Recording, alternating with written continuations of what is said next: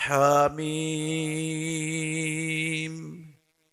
والکتاب المبین انا انزلناه فی لیلۃ مبارکۃ انا کنا منذرین فیہا یفرق کل امر حکیم امرا من عندنا انا کنا مرسلین۔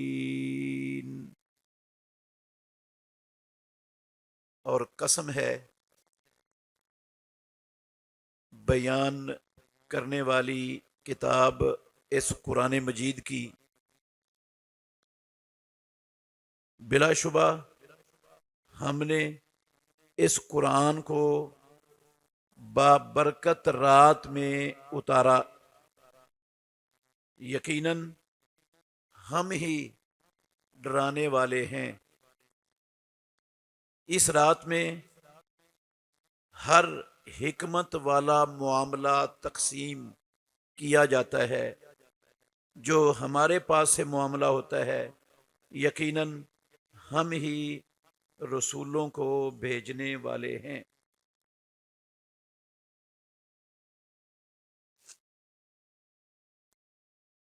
ہر قسم کی حمد و ثنا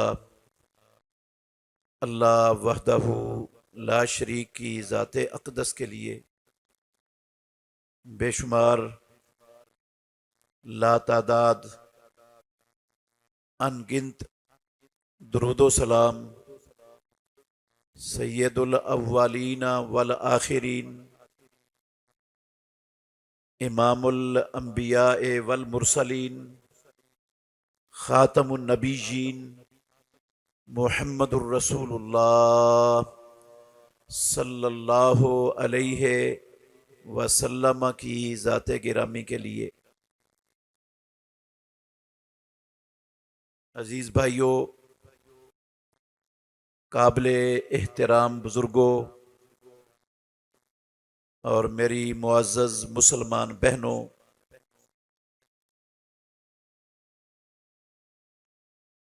شعبان اسلامی سال کا 8واں مہینہ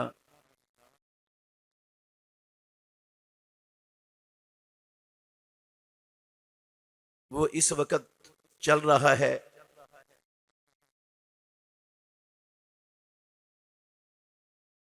یہ شعبان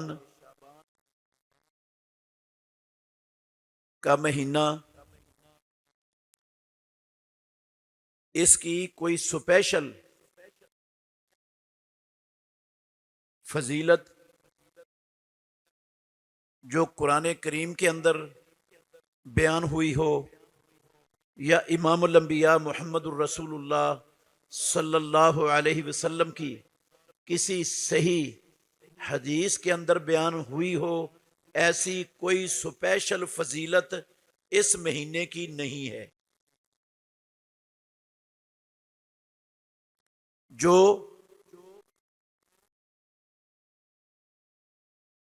کسی اور مہینے کی نہ ہو اور صرف اس مہینے کی ہو، ایسی کوئی فضیلت نہیں۔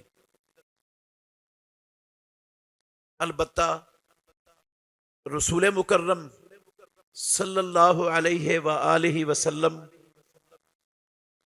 آپ کا معمول تھا اس مہینے میں آپ کثرت سے روزے رکھا کرتے تھے۔ عائشہ ام المومنین رضی اللہ تعالی عنہا کہتی ہیں کہ رمضان المبارک کے بعد سب سے زیادہ پیارے اور محبوب روزے محمد الرسول اللہ صلی اللہ علیہ وسلم کو یہ شعبان کے مہینے کے روزے ہوتے تھے۔ شعبان کے کسی خاص دن کا روزہ نہیں، 15 شعبان کا روزہ نہیں، یا 14 شعبان کا روزہ نہیں، شعبان کے پورے مہینے کے روزے یہ محمد الرسول اللہ صلی اللہ علیہ وسلم کو رمضان المبارک کے بعد روزوں کے اعتبار سے سب سے زیادہ محبوب اور پیارے ہوتے تھے۔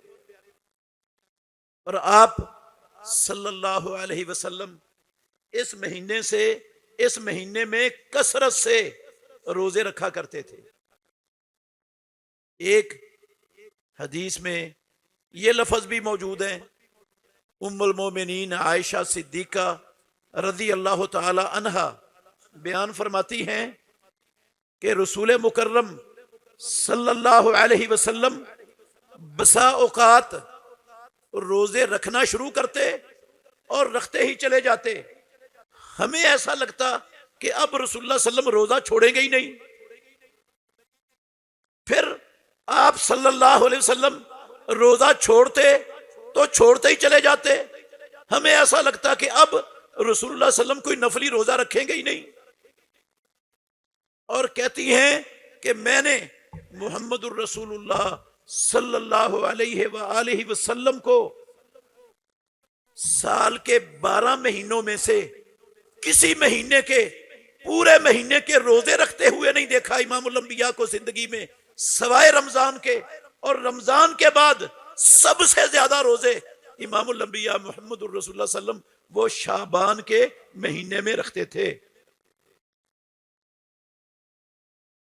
تو یہ شعبان کا مہینہ اس اعتبار سے اہمیت کا حامل ہے کہ امام الانبیاء محمد الرسول اللہ صلی اللہ علیہ وسلم اس مہینے میں کثرت سے نفلی روزوں کا اس مہینے میں اہتمام کیا کرتے تھے۔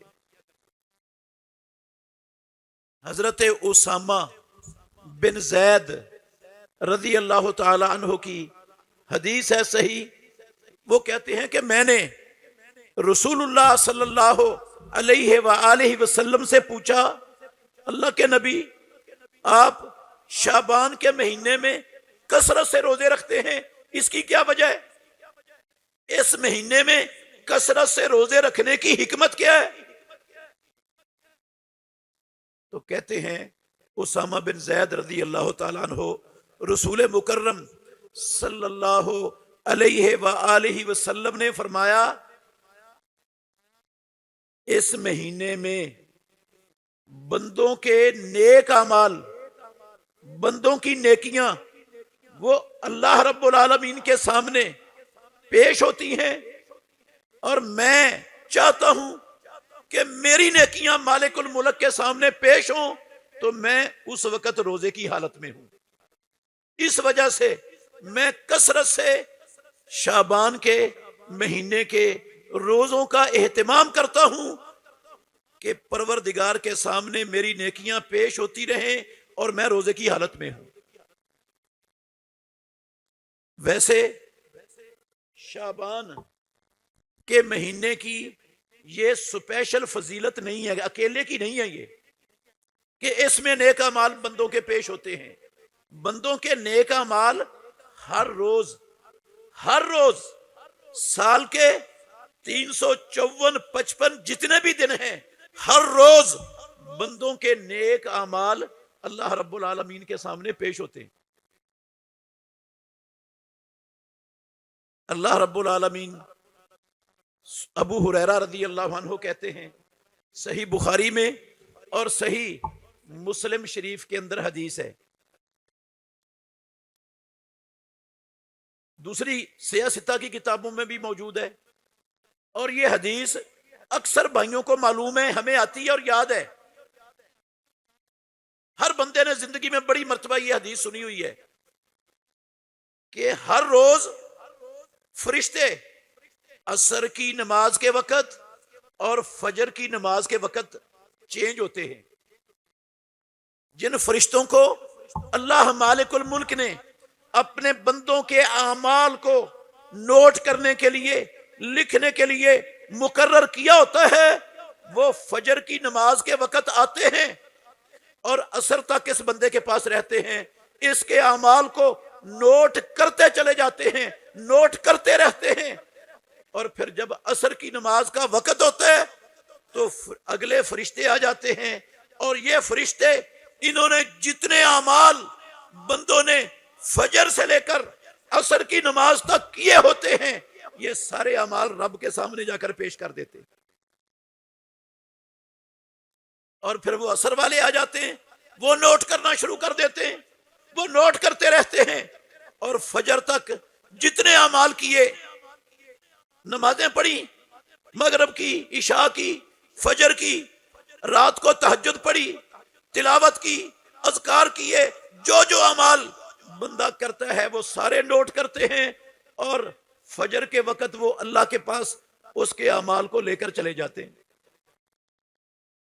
تو یہ ہر روز بندوں کے اعمال کا سلسلہ ایک مرتبہ نہیں، 2 مرتبہ مالک الملک کے سامنے پیش ہوتا ہے۔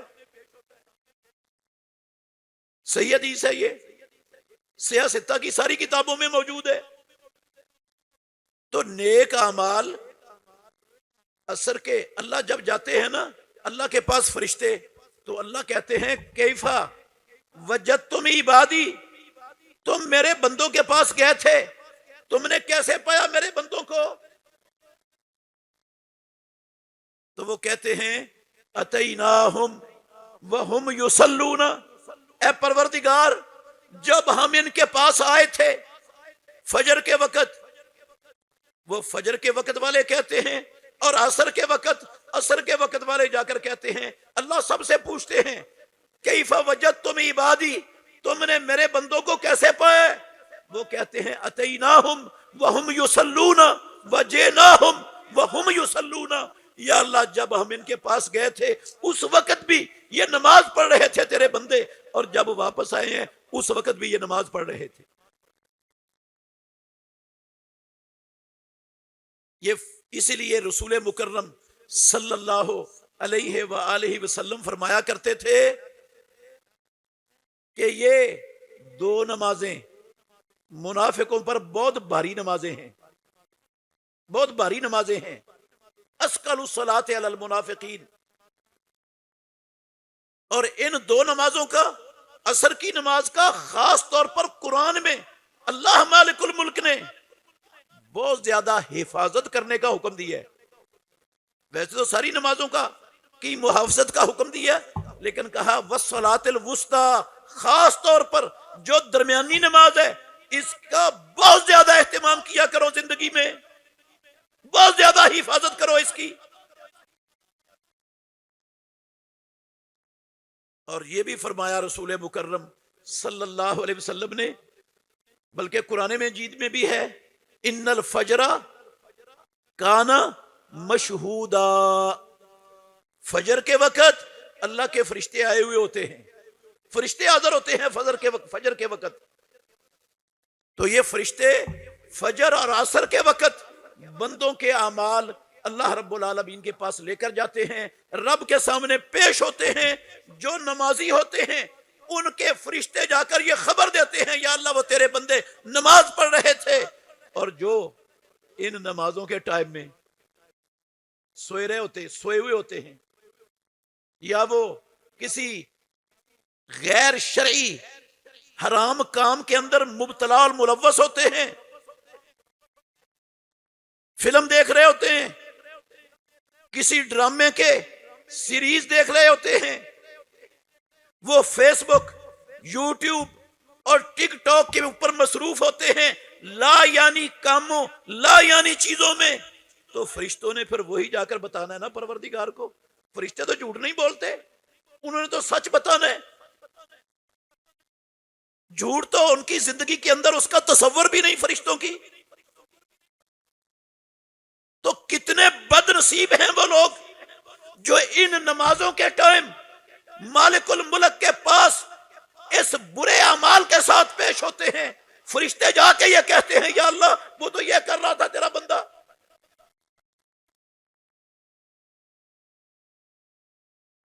ہمیں میرے محترم بھائیوں اس سے کیا سمجھ آتی ہے کہ ایک تو مسلمان کو اپنے سارے دن میں فجر سے لے کر عصر تک کوئی ایسا کام نہیں کرنا چاہیے کہ جس کام سے اللہ ناراض ہوتا ہو، کیونکہ وہ کام نوٹ ہو رہا ہے اور عصر کے وقت اللہ کے سامنے پیش ہو جانا ہے، دیکھ بھی رہے پروردگار، فرشتے بھی نوٹ کر رہے ہیں، پیشی بھی ہو جانی ہے مالک الملک کے پاس۔ تو ہماری پیشی ہمارے مالک کے سامنے ہو اس کی نافرمانی اور بغاوت کی حالت میں، تو مالک الملک راضی ہوگا ہم پر؟ وہ ہمیں عزتیں اور انعام دے گا دنیا میں، وہ ہمارے اوپر اپنا فضل اور رحمت نازل فرمائے گا؟ سوال ہی پیدا نہیں ہوتا۔ اچھا، ایک پیشی یہ ہے کہ ہر روز 2 مرتبہ بندوں کے اعمال اللہ مالک الملک کے سامنے پیش ہوتے ہیں، اور آپ کو یہ حدیث بھی معلوم ہے، رسول مکرم صلی اللہ علیہ وآلہ وسلم نے فرمایا آپ ہمیشہ ہر سوموار اور ہر جمعرات کا روزہ رکھا کرتے تھے۔ سوموار کو بھی روزہ رکھتے اور ہر جمعرات بھی نفلی روزے کا امام الانبیاء اہتمام کرتے۔ آپ صلی اللہ علیہ وسلم سے پوچھا گیا اللہ کے نبی آپ ہر سوموار کو ہر جمعرات کو نفلی روزے کا اہتمام کیوں کرتے ہیں؟ تو اس وقت بھی امام الانبیاء محمد الرسول اللہ صلی اللہ علیہ وسلم نے یہ فرمایا، مسلم شریف کی حدیث ہے، آپ نے فرمایا کہ تورز الاعمال یوم الاثنین والخمیس، بندوں کے اعمال ہر سوموار کو اور ہر جمعرات کو اللہ رب العالمین کے سامنے پیش کیے جاتے ہیں، اور میں محمد چاہتا ہوں کہ میرے عمل پیش ہوں پروردگار کے سامنے، تو میں روزے کی حالت میں ہوں۔ تو یہ صرف اکیلے شعبان کے مہینے کی خصوصیت تو نہیں نہ رہ گئی، یہ تو خصوصیت ہر جمعرات کو بھی رب نے دی ہوئی ہے، ہر سوموار کو بھی دی ہوئی ہے، اور یہ خصوصیت تو اللہ نے ہر دن کو عطا کی ہوئی ہے اعمال کے اللہ رب العالمین کے سامنے پیش ہونے کی۔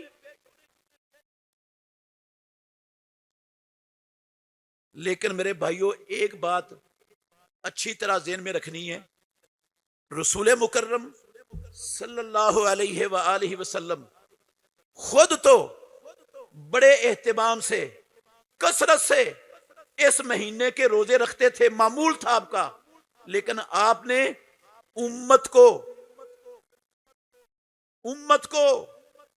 15 شعبان کے بعد روزہ رکھنے سے منع فرمایا ہے۔ 15ویں شعبان تک آپ اگر رکھنا چاہیں تو رکھ لیں، 15ویں شعبان کے بعد سے رسول اللہ صلی اللہ علیہ وسلم نے منع فرما دی ہے۔ سنن ابو داود میں حدیث ہے، پیارے پیغمبر محمد الرسول اللہ صلی اللہ علیہ وسلم نے فرمایا اذن تصف شعبان فلا تصوموا، جب شعبان کا مہینہ نصف ہو جائے تو نصف ہونے کے بعد تم شعبان کے مہینے کے روزے نہ رکھو، الا ان یکون صوم احدکم فلیصم، ہاں اگر کسی بندے کی زندگی کا معمول ہے وہ پورے سال میں ہر سوموار جمعرات کا روزہ رکھتا ہے تو وہ 15 شعبان کے بعد بھی رکھ سکتا ہے، وہ رکھے، اس کو اجازت ہے۔ اور اگر کوئی صیام داود رکھتا ہے، امام الانبیاء محمد الرسول اللہ صلی اللہ علیہ وسلم نے فرمایا تھا افضل الصیام صیام داود علیہ السلام، سب سے افضل روزے وہ داود علیہ السلام کے روزے تھے، وہ ایک دن روزہ رکھا کرتے تھے، ایک دن ناگا کرتے تھے۔ تو اگر کسی کا زندگی میں یہ معمول ہے کہ وہ ایک دن روزہ رکھتا ہے ایک دن ناگا کرتا ہے، وہ بھی 15 شعبان کے بعد رکھ سکتا ہے، لیکن احتیاط کرنی ہے ان لوگوں کو جن کا سال کے 11 مہینوں میں نفلی روزوں کا معمول اور عادت نہیں ہے، انہوں نے احتیاط کرنی ہے 15 شعبان کے بعد۔ البتہ وہ امام الانبیاء محمد الرسول اللہ صلی اللہ علیہ وسلم کی اتباع میں، آپ کے اسوہ حسنہ پر چلتے ہوئے 15 شعبان تک اہتمام کے ساتھ روزے رکھ سکتے، اس میں ممانعت نہیں ہے۔ اور ایک صحیح حدیث ہے مسلم شریف کے اندر، رسول اللہ صلی اللہ علیہ وآلہ وسلم نے یہ بھی احتیاط مد نظر رکھنی چاہیے مسلمانوں کو۔ رسول اللہ صلی اللہ علیہ وسلم نے ایک صحابی سے کہا اسمتا سرارا شعبانہ، کیا آپ نے شعبان کے مہینے کے آخری دنوں کے روزے رکھے ہیں؟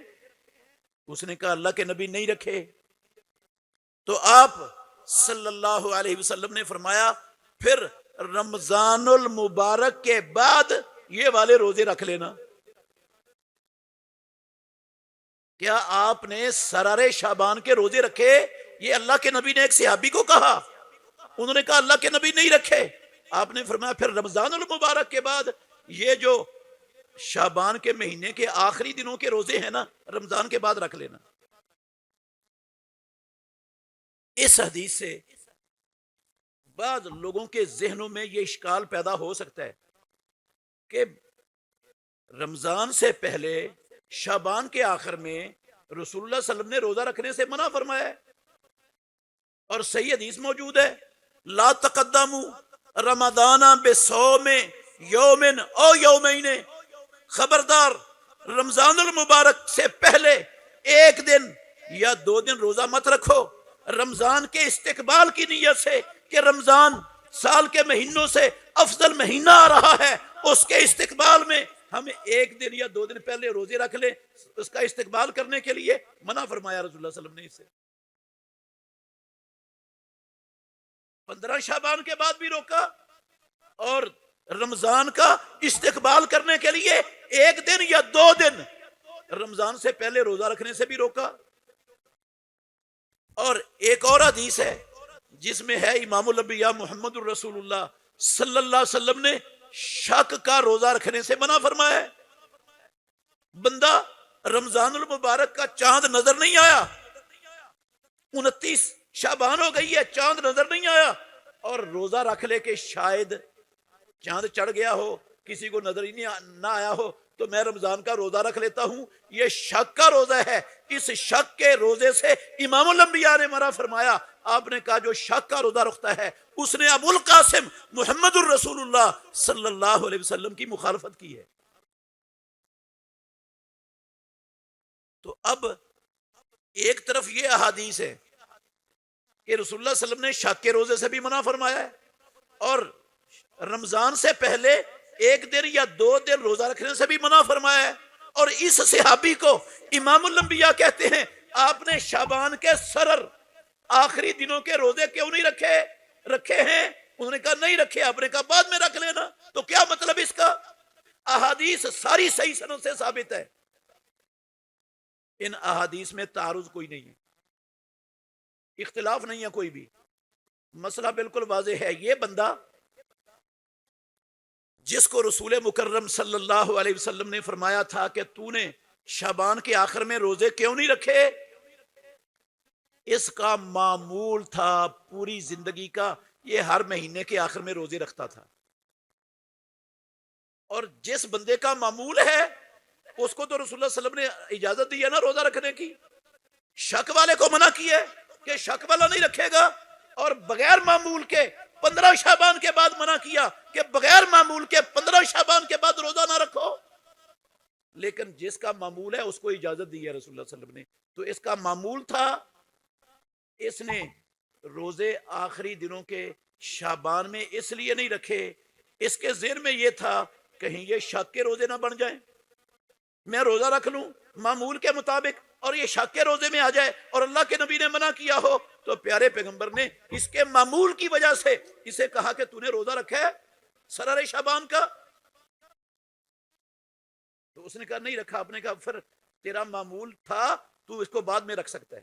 یا محدثین اہل علم انہوں نے یہ بات بھی ذکر کی ہے کہ اس بندے کے ذمے نظر کے روزے رکھنے فرض تھے، اور نظر اس بندے نے یہ شعبان کے آخری دنوں کی نظر مانی ہوئی تھی، اور جس چیز کی بندہ نظر مان لے اور وہ کام ہو جائے بندے کا تو پھر وہ نظر کو پورا کرنا مسلمان پر فرض ہو جاتا ہے، اگر اس نے نیکی کے کام کی نظر مانی ہوئی ہو تو روزہ نفلی رکھنا نیکی کا کام تھا، اس نے نظر مانی تھی کہ میرا کام ہو جائے گا تو میں فلاں دنوں میں روزہ رکھوں گا، یا یہ نظر مانی تھی کہ جب میرا کام ہو گیا میں نے اسی وقت روزہ رکھ لینا ہے اللہ کے لیے نفلی روزہ رکھنا ہے، تو کام ہی اس کا اس دن ہوا جب 1 دن یا 2 دن رمضان کے شروع ہونے میں رہتے تھے، تو اب اس پر تو روزہ رکھنا فرض ہو گئے اور اس نے رکھا نہیں، نظر کا روزہ اس پر فرض تھا رکھا نہیں، اس ڈر سے نہیں رکھا کہ کہیں شک کا روزہ نہ بن جائیے. اللہ کے نبی نے شک کے روزے سے منع کیا ہے. تو پیارے پیغمبر محمد الرسول اللہ صلی اللہ علیہ وسلم نے اس بندے کو یہ کہا کہ تم نے نہیں رکھا تھا روزہ تو رمضان المبارک کے بعد یہ روزے رکھ لینا. تو تعارض اختلاف ان حدیث کے اندر کوئی نہیں ہے. احتیاط ضروری ہے. یا بہت سے اہل علم انہوں نے یہ بھی لکھا ہے اپنی کتابوں میں کہ ایسا بندہ ایسا شخص جس کو روزے رکھنے سے کمزوری ہو جاتی ہے، کمزور ہو جاتا ہے روزے رکھنے سے، وہ 15 شعبان کے بعد بالکل بھی روزہ نہیں رکھے گا، کیونکہ آگے رمضان آ رہا ہے. وہ نفلی روزے رکھ کے پہلے اپنے آپ کو کمزور کر لے، اپنی طاقت کو ضائع کر لے، اور پھر فرضی روزے وہ رکھے ہی نہ جائیں. تو ایسی نفلی عبادت کی گنجائش نہیں ہے جس نفلی عبادت کی وجہ سے بندہ فرضی عبادت سے محروم ہو جائے، فرضی عبادت چھوٹ جائے. ایسی رات کی عبادت کی کوئی گنجائش نہیں جس رات کی عبادت کے بعد بندہ فجر کی جماعت سے محروم ہو جائے. کوئی فائدہ نہیں ایسی رات کی عبادت کا. تو اگر کوئی بندہ نفلی روزے رکھنے سے کمزور ہوتا ہے، اسے برداشت نہیں ہوتے، اس کی قوت کم ہو جاتی ہے، طاقت میں فرق آ جاتا ہے، اور اس کے فرضی روزوں کے چھوٹنے کا خدشہ ہے، اسی وجہ سے محمد الرسول اللہ صلی اللہ علیہ وسلم نے امت کو 15 شعبان کے بعد روزے رکھنے سے منع فرما دیے. تو ایسا بندہ بھی 15 شعبان کے بعد روزے مت رکھے جس کو ڈر ہے کمزوری کا، طاقت کے کم ہونے کا، ختم ہونے کا، کیونکہ وہ فرضی عمل سے پھر محروم ہو جائے گا. تو یہ احتیاط یہ شعبان کے روزوں میں امام الانبیاء کی اتباع کرنی چاہیے. بہت بڑا اجر ہے، ثواب ہے، اسوہ حسنہ ہے ہمارے لیے محمد الرسول اللہ صلی اللہ علیہ وسلم. لیکن اس احتیاط کو مد نظر رکھنا ہے. امید ہے آپ سب بھائیوں کو یہ بات انشاءاللہ سمجھ آ چکی ہوگی. اگر نہیں سمجھ آئی تو خطبے کے بعد وہ مجھ سے پوچھ لے، میں انشاءاللہ دوبارہ بھی سمجھا دوں گا کہ ان احادیث میں جو ساری میں نے آپ کے سامنے پڑھی ہیں ان میں کوئی اختلاف، کوئی تعارض، کوئی تضاد نہیں ہے. یہ ساری احادیث اللہ کے نبی کے فرمان ہیں، سچ ہیں، اور یہ ایک دوسرے کے خلاف نہیں ہے، سب پر عمل ہو سکتا ہے. صحیح حدیث ہو میرے بھائیوں، اللہ کے نبی سے ثابت شدہ حدیث ہو اور وہ دوسری صحیح حدیث کے خلاف آ جائے، یہ ممکن نہیں. جس طرح صحیح حدیث قرآن کے خلاف نہیں آ سکتی، اللہ کے نبی کا فرمان کبھی بھی قرآن کے حکم کے خلاف نہیں آ سکتا، ایسے ہی پیارے پیغمبر کا فرمان آپ کے کسی دوسرے فرمان کے خلاف بھی نہیں آ سکتا. نہ قرآن اور حدیث میں کبھی تعارض ہو سکتا ہے، نہ قرآن کی 2 آیتوں میں کبھی تعارض ہو سکتا ہے، نہ امام الانبیاء کے 2 فرمان کبھی متعارض ہو سکتے ہیں، کبھی ان میں تضاد نہیں ہوتا. کیوں بلا؟ کیوں نہیں ایسا ہوتا؟ یہ بات اچھی طرح ذہن نشین کر لیں. کیوں ایسا نہیں ہوتا؟ کئی جاہل، کئی اسلام کے دشمن، کئی اسلام دشمنوں کے اعلی کار وہ ثابت کرنے کی کوشش کرتے رہتے ہیں کہ یہ دیکھو یہ قرآن کی یہ آیت اور اس آیت میں تعارض ہے، یہ دونوں آیتیں آپس میں مخالف ہیں، اس کا مطلب ہے یہ قرآن اللہ نے اتارا ہوا نہیں ہے، یہ محمد الرسول اللہ نے خود بنایا ہے، یہ اللہ کے نبی کی اپنی تصنیف ہے. کئی غیر مسلم مستشرقین وہ قرآن مجید پر، قرآن مجید کی بظاہر آیتیں جو ان کو سمجھ نہیں آتی، انسان کو ان میں تطبیق سمجھ نہیں آتی، ان کو دیکھ کر وہ کہنا شروع کر دیتے یہ قرآن کی 2 آیتوں میں اختلاف ہے، لہذا اختلاف ہے تو یہ اللہ کی طرف سے نہیں ہے. اسی طرح بے شمار لوگ ہیں ہمارے معاشرے میں اسلام کا لبادہ اڑا ہوا ہے، اپنے آپ کو مسلمان کہلاتے ہیں اور حدیثوں کو، پیارے پیغمبر کی صحیح سچی ثابت شدہ احادیث کو اس لیے نہیں مانتے. وہ کہتے ہیں یہ 2 حدیثیں آپس میں ٹکرا جاتی ہیں، تو ہم کیسے مان لیں 2 حدیثوں کو؟ اس لیے حدیثیں ماننے والی نہیں ہیں، ہم صرف قرآن کو مانتے ہیں. ایسے بھی لوگ ہیں ہمارے معاشرے میں. تو میں اس وجہ سے یہ وضاحت کر رہا ہوں کہ قرآن کی 2 آیتیں ہوں یا امام الانبیاء کی دو صحیح احادیث ہوں یا قرآن اور حدیث ہو، ان میں کبھی بھی کسی کے اندر تعارض، تضاد اور اختلاف نہیں ہے، ممکن نہیں ہے، سوال ہی پیدا نہیں ہوتا۔ کوئی مائی کا لال آج تک مثال پیش نہیں کر سکا اور قیامت تک کوئی کر بھی نہیں سکے گا۔ محدثین کا ہر دور میں ہمیشہ ایسے لوگوں کو چیلنج رہا ہے کہ تم ایسی کوئی دو نصوص لے آؤ، ہم ثابت کریں گے کہ دونوں میں کوئی تعارض اور اختلاف نہیں ہے۔ تو یہ شعبان کا مہینہ، اس میں 15 شعبان تک ہمیں کوشش کرنی چاہیے کہ ہم روزے رکھیں نفلی اس مہینے میں، تاکہ محمد الرسول اللہ صلی اللہ علیہ وسلم کی اتباع کا اجر ثواب ہمیں بھی میسر آ سکے اور ہم بھی دعویٰ کر سکیں کہ ہم نبی صلی اللہ علیہ وسلم سے واقعتاً سچی محبت کرنے والے ہیں۔ جو کام اللہ کے نبی کرتے تھے زندگی میں، ہم بھی وہ کام کرتے ہیں۔ ہمیں کم از کم اگر 15 روزے نہیں رکھ سکتے شعبان کے پہلے دنوں کے، تو کم از کم سوموار جمعرات کا تو اہتمام کر لینا چاہیے، یا کم از کم ایام 20 کے روزوں کا، 15 شعبان، 13، 14، 15 یہ روزے رکھ لیں ایام 20 کے سمجھ کر، اس کا اہتمام کر لینا چاہیے۔ اور اگر اللہ کسی کو زیادہ توفیق دیتا ہے تو اس کو اہتمام کرنا چاہیے، ہمارے نبی کرتے تھے۔ اور نبی مکرم صلی اللہ علیہ وسلم کا کوئی کام لا یعنی اور بے مقصد نہیں ہوتا تھا۔ ایک بات تو عزیز بھائیو شعبان کے مہینے کے حوالے سے یہ یاد رکھیں، اور دوسری جس کی میں وضاحت کرنا چاہتا ہوں وہ ہے شب برات کے نام سے یہ جو جشن ہمارے ملک میں منایا جاتا ہے، شب برات، 15 شعبان کو شب برات کہا جاتا ہے۔ 15 شعبان کی رات کو ساری رات جاگ کر بہت سے مسلمان کلمہ پڑھنے والے عبادت کا اہتمام کرتے ہیں، مسجدوں میں چراغاں کرتے ہیں، گھروں میں موم بتیاں دیواروں پر جلا کر گھروں میں چراغاں کرتے ہیں، اور اپنے بچوں کو کھلی چھٹی دی ہوتی ہے، پیسے دیے ہوتے ہیں، وہ پٹاخے چلاتے ہیں۔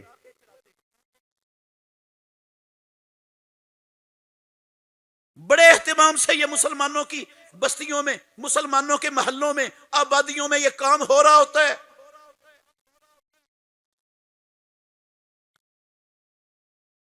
یہ آتش بازی مجوسیوں کا کام تھا، آتش آگ پرستوں کا۔ یہ آتش پرست، آگ کی پوجا کرنے والے مجوسی، ان کی مشابت ہے جو اہتمام آتش پرستی کا یہ پٹاخوں سے، چھریوں سے اس شب برات کے نام سے مسلمانوں کی آبادیوں اور محلوں میں ہو رہا ہوتا ہے۔ ہم اپنے بچوں کو پیسے دیتے ہیں، ہم خود پہلے پیسے خرچ کر کے یہ سامان اپنے محلے میں دکانوں پر لا کے رکھتے ہیں، اور وہ بھی بدبخت مسلمان ہیں جو یہ سامان حرام بنا کر اپنی کمائی کرتے ہیں، حرام کا ذریعہ انہوں نے اختیار کیا ہوا ہے کمانے کا۔ کچھ یہ کام کر رہے ہیں، کچھ ان سے خرید کر بیچ رہے ہیں، اور ہم اپنے بچوں کو پیسے دے کر ان سے وہ ان کی بنائی ہوئی چیز چلوا کر ہم ان سب کی مدد بھی کر رہے ہیں اور مجوسیوں کی مشابت بھی کر رہے ہیں۔ یہ کام ہو رہا ہوتا ہے۔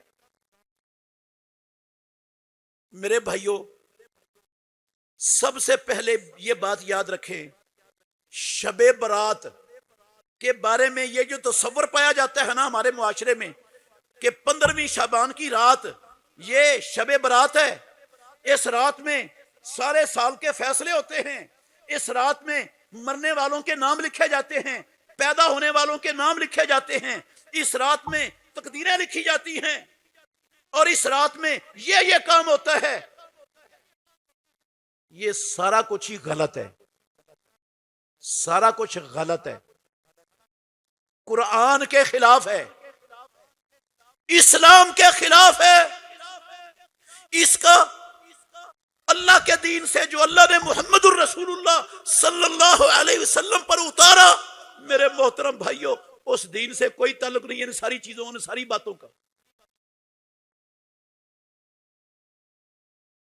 یہ جو آیتیں میں نے شروع میں آپ کے سامنے پڑھی ہیں نا، سورہ دخان کی ابتدائی آیتیں ہیں۔ یہ سورہ دخان شروع ہو رہی ہے، حامیم والکتاب المبین انا انزلناہ فی لیلۃ مبارکۃ انا کنا منذرین فیہا یفرق کل امر حکیم.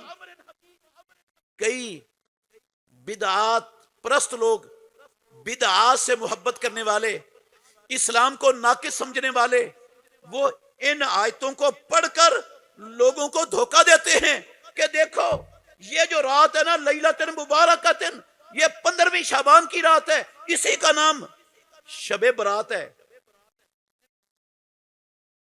یہ دھوکہ ہے میرے بھائیوں. یہ جو لیلۃ مبارکہ ہے یہ کون سی رات ہے؟ میں کہتا ہوں یہ 15ویں شعبان کی رات ہے، آپ کہتے ہیں یہ 14ویں شعبان کی رات ہے، کوئی کہتا ہے یہ 16ویں شعبان کی رات ہے. ہماری بات پر فیصلہ ہوگا یا آسمانوں والے رب نے اس رات کو خود متعین کر دیا ہوگا؟ تو رب کے قرآن پر فیصلہ ہوگا. کس پر فیصلہ ہوگا؟ کون سی بات مانی جائے گی؟ میری بات، آپ کی بات، یا قرآن کی بات مانی جائے گی جو آسمانوں والے رب نے اتاری ہے؟ قرآن مجید کی تفسیر، وضاحت سب سے پہلے وہ قرآن سے لی جاتی ہے. مسلمان اہل سنت والجماعت کہلانے والوں کا یہ عقیدہ ہے کہ قرآن مجید کی تفسیر جو خود قرآن کرتا ہے اس پر کوئی دوسری تفسیر مقدم نہیں ہو سکتی، کیونکہ قرآن کو اللہ رب العالمین سے بڑھ کر سمجھنے والا کوئی پیدا ہوا ہے کائنات میں؟ ہے کوئی مخلوقات میں جو اللہ سے زیادہ قرآن کو، اللہ کی کلام کو سمجھ سکے؟ خود رب العالمین نے قرآن مجید کی بہت سی آیات کی دوسری آیات میں وضاحت کی ہے. وضاحت کی ہے، اللہ نے خود کی ہے. مثال کے طور پر میں مثال دیتا ہوں. ایک جگہ پر اللہ نے فرمایا حرمت علیکم المیتۃ والدم ولحم الخنزیر، تم پر خون حرام کر دیا گیا، مردار حرام کر دیا گیا، سور کا گوشت حرام کر دیا گیا، اور جس چیز کو غیر اللہ کے نام کر دیا گیا ہو وہ چیز بھی اللہ نے تم پر حرام کر دی. اب یہ خون سے کون سا خون مراد ہے؟ کون سا خون مراد ہے؟ کون سا خون حرام ہے؟ کیا انسان اگر فوت ہو رہا ہو، مرنے کے قریب ہو، اس کو خون لگانے کی ضرورت ہو تو کیا کسی دوسرے کا خون لگانا اس کو حرام ہے؟ حرمت علیکم الدم، کیا یہ اس خون کو شامل ہے؟ اچھا ہم کلیجی کھاتے ہیں، سارے لوگ کھاتے ہیں، کیا یہ بھی کلیجی بھی خون ہے؟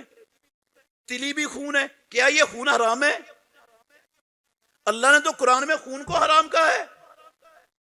حرمت علیکم، خود مالک الملک نے جو اس آیت میں کہا تم پر خون حرام کر دیا گیا، دوسری آیت میں اللہ نے اس خون کی وضاحت کر دی.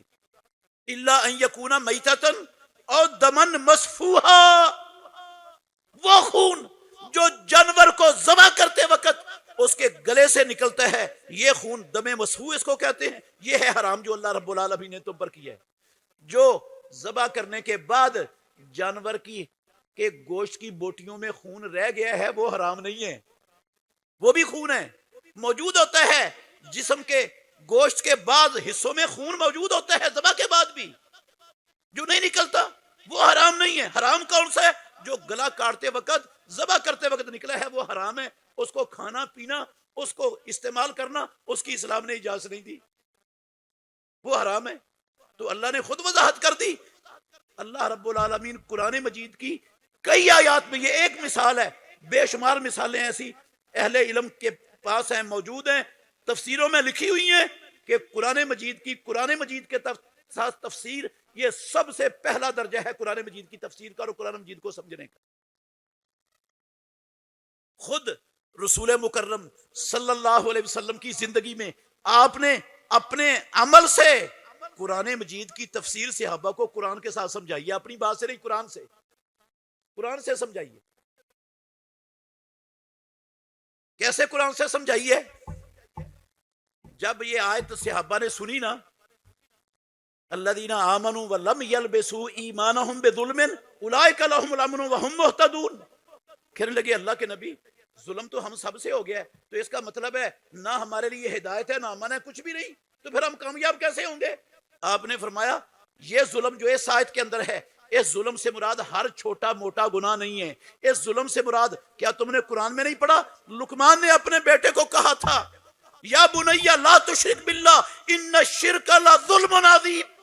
یہ رب نے اس ظلم کی تفسیر شرک کے ساتھ کی ہے. خود اللہ کے نبی نے قرآن کی تفسیر قرآن سے کر کے صحابہ کو مسئلہ سمجھا دیا. تو قرآن کی تفسیر ہم نے اس کو نازل کیا ہے بابرکت رات میں. تو قرآن کیا کہتا ہے؟ وہ بابرکت رات کس مہینے میں آتی ہے؟ شعبان کی 15ویں رات ہے. میں کہتا ہوں شعبان کی 15ویں رات ہے. قرآن کہتا ہے شہر رمضان الذی انزل فیہ القرآن ھدی للناس. قرآن اللہ رب العالمین نے رمضان المبارک کے مہینے میں اتارا ہے. شعبان میں نہیں اتارا، رمضان میں اتارا ہے. اور یہ شب برات جس کو ہم کہتے ہیں، یہ کس مہینے میں ہے؟ شعبان کے مہینے میں، جس کو ہم نے شب برات کا نام دیا ہوا ہے. تو ایک طرف ایک انسان کی بات ہے، دوسری طرف رب کا قرآن ہے کہ قرآن رمضان میں اترا ہے، شعبان میں نہیں. تو وہ لیلۃ المبارکہ وہ رمضان میں ہوگی یا پھر شعبان میں ہوگی؟ قرآن تو رمضان میں اترا ہے. اور دوسرے مقام پر اللہ نے فرمایا انا انزلناہ فی لیلۃ القدر. یقیناً او مسلمانوں، ہم نے مسلمانوں کی ہدایت کے اس منبع سرچشمے قرآن کو قدر والی رات میں، عزت والی رات میں اتارا ہے. انا انزلناہ فی لیلۃ القدر. لیلۃ القدر خیر من الف شہر. وہ رات 1000 مہینوں کی عبادت سے افضل رات ہے.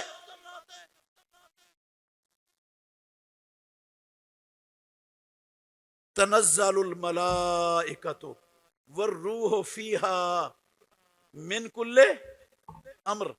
ہر معاملہ لے کر روح اور فرشتے نازل ہوتے ہیں. ہر معاملہ اللہ کا، ہر فیصلہ سالانہ تقدیروں کا فیصلہ لے کر اس میں نازل ہوتے ہیں. تو یہ کون سی رات ہے؟ 15ویں شعبان کی رات ہے جس کا تذکرہ ہو رہا ہے اس سورت میں. امام الانبیاء محمد الرسول اللہ صلی اللہ علیہ وسلم نے کہا یہ رات رمضان کے آخری عشرے کی طاق راتوں میں سے کوئی رات ہے، لیلۃ القدر کی رات. اسلام میں لیلۃ القدر ہے جس میں اللہ کا قرآن کہتا ہے، رب خود کہتے ہیں کہ اس رات میں سالانہ تقدیروں کے فیصلے لے کر روح اور فرشتے نازل ہوتے ہیں. اور ہم کہتے ہیں نہیں وہ 15ویں شعبان کی رات ہے. اب قرآن نعوذ باللہ غلط کہہ رہا ہے اور ہماری بات سچ ہو گئی. جو اپنی بات کو سچ کرنے پر مصر ہے، دیانتداری سے بتائیں وہ قرآن کو سچا سمجھتا ہے؟ اور جو قرآن کو سچا نہ سمجھے، قرآن کی غلط تفسیر کرے، تحریف کرے، قرآن کا الٹ مفہوم بیان کرے جو قرآن کے خلاف ہے، کیسے ہم مان لیں گے یہ قرآن کو مانتا ہے، اس کا قرآن پر ایمان ہے؟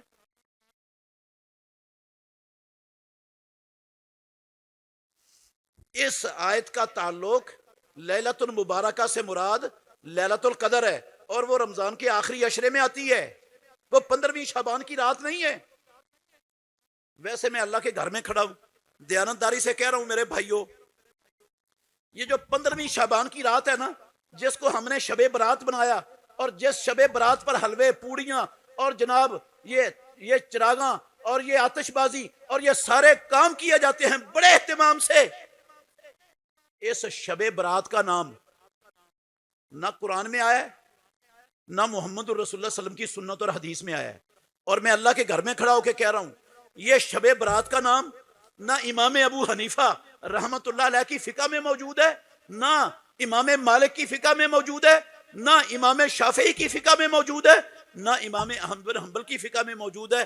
اللہ کی قسم جن کو مسلمان کہتے ہیں چاروں امام برحق، ان چاروں اماموں کی فقہوں میں کسی فقہ کی ایک کتاب کے اندر یہ شب برات کا تصور نام بھی لفظ موجود نہیں، لفظ بھی موجود نہیں، لفظ بھی موجود نہیں کسی فقہ میں، نہ قرآن میں. اچھا پھر 15ویں شعبان کی رات محمد الرسول اللہ صلی اللہ علیہ وسلم کی زندگی میں آتی رہی کہ نہیں آتی رہی؟ امام الانبیاء کے بعد ابو بکر رضی اللہ عنہ کی زندگی میں یہ 15ویں شعبان کی رات آتی رہی کہ نہیں آتی رہی؟ عمر، عثمان، علی رضی اللہ عنہم، عشرہ مبشرہ، بدری، احد والے، بیت الرضوان والے 1.5 لاکھ صحابہ امام الانبیاء کے، ان کی زندگیوں میں کیا یہ 15ویں شعبان کی رات آتی رہی کہ نہیں آتی رہی؟ کیا جو آج 15ویں شعبان کی نام پر شب برات کے نام سے جو اہتمام مسلمانوں کی مسجدوں میں حلوے کھیرے کھانے والے مولوی جو اہتمام کرتے ہیں، کیا پیارے پیغمبر کے صحابہ میں سے کسی ایک صحابی سے ایسی کوئی چیز ثابت ہے؟ میں اللہ کے گھر میں کھڑا ہوں، دیانتداری سے کہتا ہوں، ثابت کر سکتا ہوں، پوری احادیث کا ذخیرہ گنگال ماریں، آپ ساری احادیث کے ذخیرے کو گنگال ماریں، آپ کو نہیں ملے گا محمد الرسول اللہ صلی اللہ علیہ وسلم نے پوری نبوی زندگی 15ویں شعبان کی رات کو باقی راتوں سے ہٹ کر کوئی سپیشل عبادت کی ہو۔ جو عام راتوں میں عبادت کا معمول تھا امام الانبیاء کا، 15ویں شعبان کی رات کا بھی وہی معمول تھا، کوئی سپیشل معمول نہیں تھا، ساری زندگی محمد الرسول اللہ صلی اللہ علیہ وسلم کا۔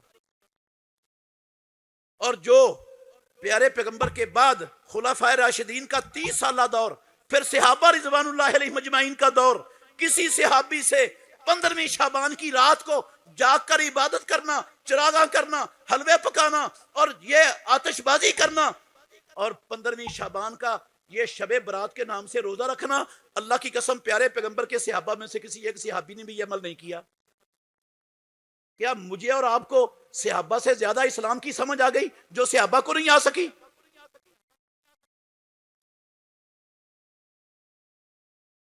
نہ اللہ کے نبی نے کام کیا، نہ صحابہ نے کیا، تو آج ہمارے لیے وہ دین کیسے بن گیا؟ ہم نے نا یہ ظلم کیا اپنے اوپر ظلم کیا ہے۔ اللہ نے ہمیں میرے محترم بھائیوں اپنی عبادت کے لیے پیدا کیا تھا، اور رب نے عبادت کا پوری زندگی میں کوئی 1 یا 2 یا 3 راتیں متعین نہیں کی کہ 3 راتوں کی عبادت کر لو تو سارے سال کے ساری زندگی کی عبادت کا حق ادا ہو جائے گا، ایسا کوئی مسئلہ نہیں ہے۔ ساری زندگی عبادت کرنی ہے، ساری زندگی، ہوش سنبھالنے سے لے کر بلوغت سے لے کر مرتے دم تک اللہ کی عبادت کرنی ہے۔ اور میرے بھائیوں یاد رکھو، اللہ کے گھر میں کھڑا ہوں، اللہ کی قسم، آپ کہیں گے مرتے دم تک، بلوغت سے لے کر مرتے دم تک عبادت کرنی ہے تو پھر کاروبار کیسے کریں؟ پھر سوئیں کیسے؟ پھر اپنی دوسری ضروریات کیسی پورے کریں؟ اور میرے بھائیوں یاد رکھنا، یہ سونا، یہ کاروبار کرنا، اپنی ساری دنیاوی ضروریات پوری کرنا، قسم اللہ کی یہ سارا کچھ عبادت میں لکھا جا سکتا ہے، یہ بھی عبادت بن جاتی ہے، یہ سارا کچھ عبادت ہے۔ عبادت صرف نماز، روزہ، حج، عمرہ، زکوٰۃ نہیں ہے، یہ سارا کچھ کاروبار بھی عبادت بن جاتا ہے، لیکن تب بنتا ہے جب ہم زندگی کا ایک ایک قدم اللہ اور اللہ کے رسول کے فرمان کے مطابق اٹھائیں۔ ہمارا مقصد ہر قدم اٹھانے سے اپنے رب کی خوشنودی، رب کی رضامندی ہو، اور جو طریقہ رب نے اتارا ہے، جو کام نبی نے کر کے دکھایا ہے، جیسے کیا ہے ویسے کریں تو سونا، جاگنا، اٹھنا، چلنا پھرنا سب کچھ کیا بن جائے گا؟ بیوی کے پاس جانا بھی اللہ کی قسم عبادت ہے، رب اس پر بھی اجر دیتا ہے پھر، لیکن ہو طریقہ وہ جو آسمانوں والے رب نے دیا اور محمد الرسول اللہ نے سکھایا ہے، وہ عبادت ہے، اجر ملتا ہے۔